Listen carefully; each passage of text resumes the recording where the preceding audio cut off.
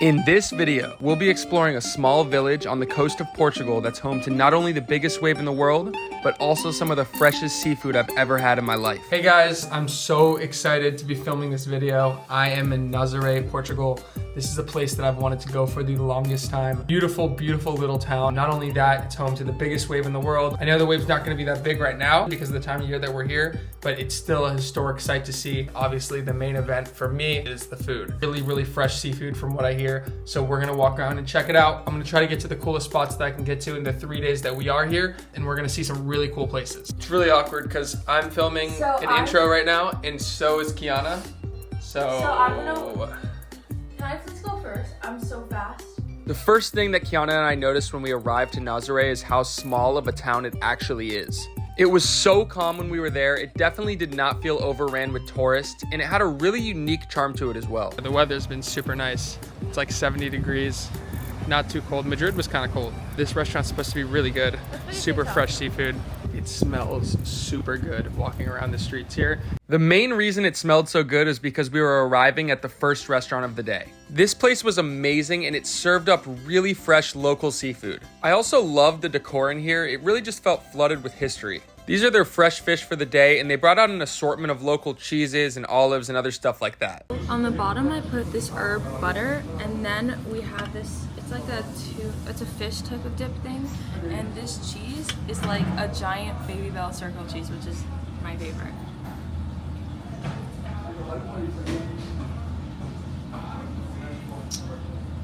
This is one of the most memorable dishes from the whole trip. This was their mackerel with olive oil and garlic. This is half olive oil, half mackerel.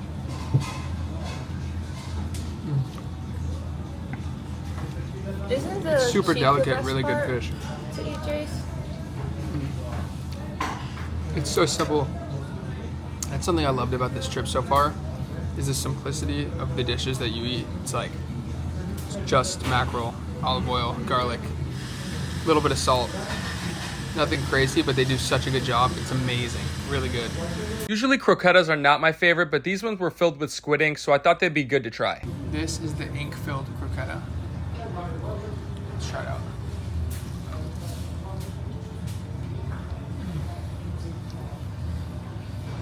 Oh my God. It's like a chocolate mousse. That's what it looks like on the inside. Can you see that? Mm-hmm. It's like a mousse. This one's like creamy, really, really good. With this aioli it's a good combination because it's super, super thick and hearty on the inside, and then the aioli's kind of nice and light, so it's a good bite together. But it gets a little messy if you don't eat it quick. So. This dish is an absolute staple in Portugal. It's called cod with cream. It was one of the more visually intriguing items that I'd seen. And after trying it, I really understood why this dish has so much popularity throughout the country of Portugal. Okay guys, Kiana is about to try the cod with cream. I'm excited to hear what she thinks.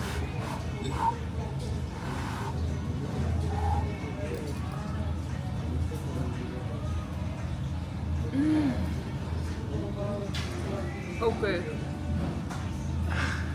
It's super crispy on the outside and it's super yummy on the inside.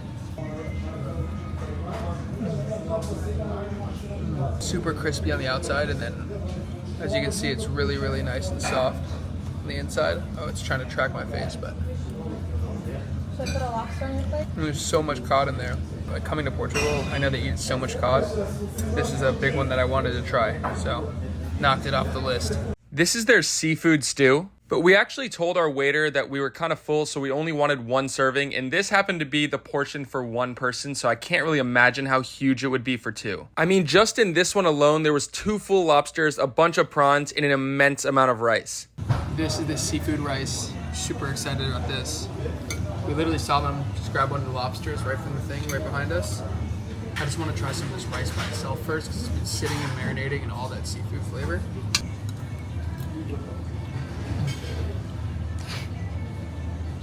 That is the best thing of the day. That is so good.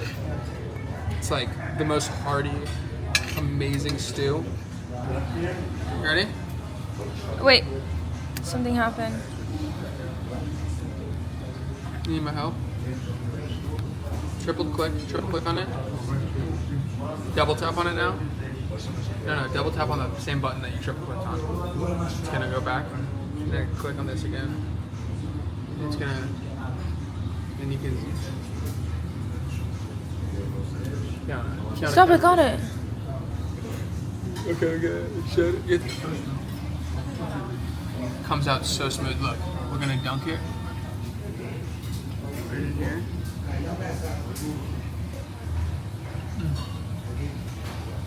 Okay, Kiana just told me this, to do this, and it's genius. She told me to put the stew, the seafood broth, in the rice, like this, on top of the salad.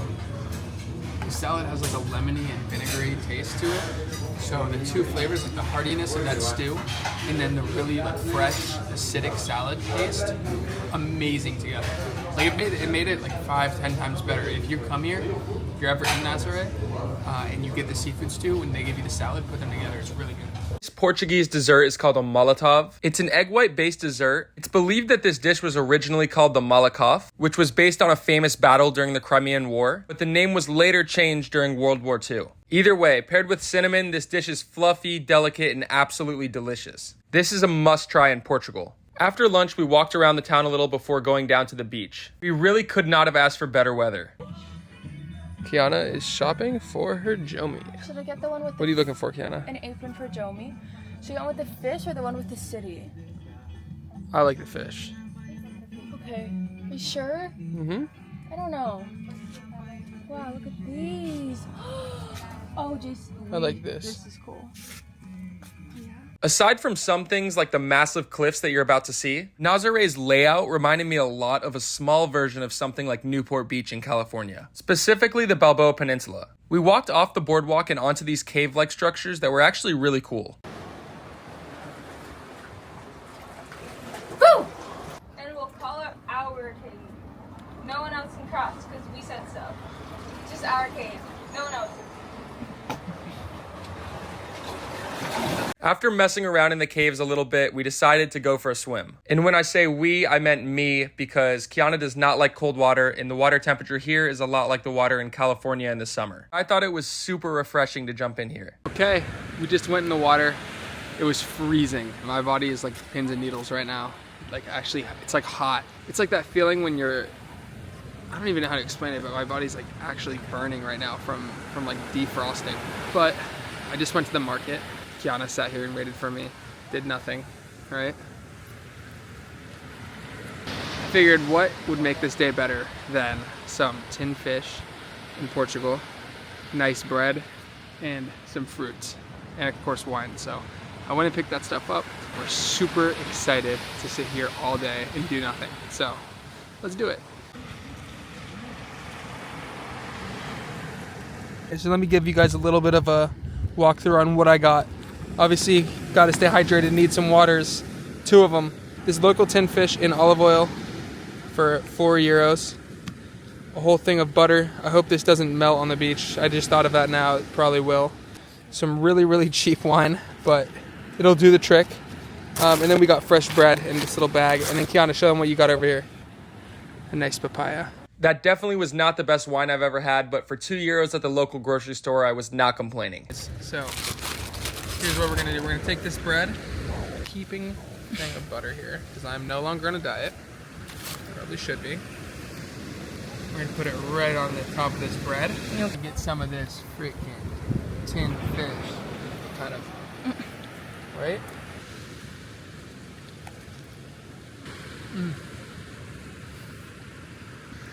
This is the one I got, was just olive oil, so you obviously primarily taste that.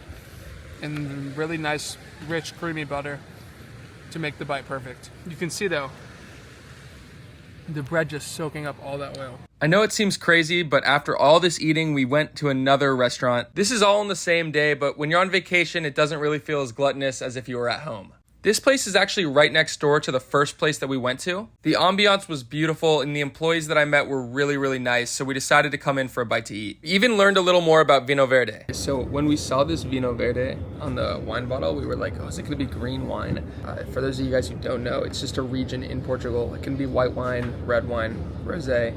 Apparently it's more popular for their whites and rosés. They're really light, super good, crisp wine. I would drink it a lot if I lived here. But yeah, thought that was kind of interesting. Fresh sardines. These are big. Not that big, honestly. Not sardine. All right, first try some fresh sardines. Give it a try. Salty. The bones don't matter as much because they're small. You can kind of just attack the whole thing. This was a seafood mix with squid and baby clams. Underneath were some really nice potatoes doused with olive oil. Look at these potatoes, how beautiful. In this town, you could really tell that they were getting all of their seafood fresh and locally. I really wish I recorded it, but in the mornings in Nazare, they sell all sorts of seafood out on the boardwalk to local restaurants. That was a massive bite right there by Kiana. After this, we went up on the trolley to get some of the best views in the village.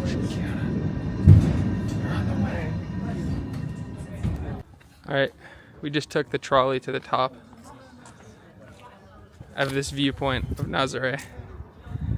Look how beautiful this is. You realize when you get up here how small the town actually is, which allows for a really authentic experience of Portuguese life. That right there is the cliff that we were sitting under when we were at the beach. And to get to the other side, which is the famous viewpoint, you go through this little courtyard which has amazing architecture. It had what looked like beautiful churches. It was one of those places where you could just feel the history when you were walking through it. On the way to the viewpoint, we saw somebody making the national drink of Portugal. This drink is called the Taberninha. The drink consists of cachaça, lime, sugar, and a ton of ice.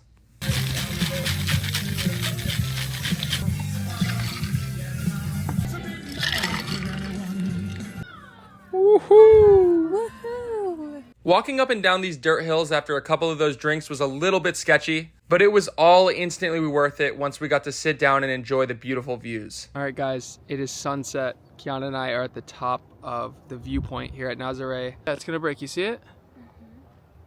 It's not as small as it looks. Next thing that we knew we had to get sitting up here was a caipirinha. I like it more than Kiana, I think. It's really strong. I like it. It just takes me a little bit longer than him to finish it. Yeah, because it's super like it has a punch for sure, like an alcohol punch. But then you get that really sweet taste from the sugar. So it's kind of a good balance.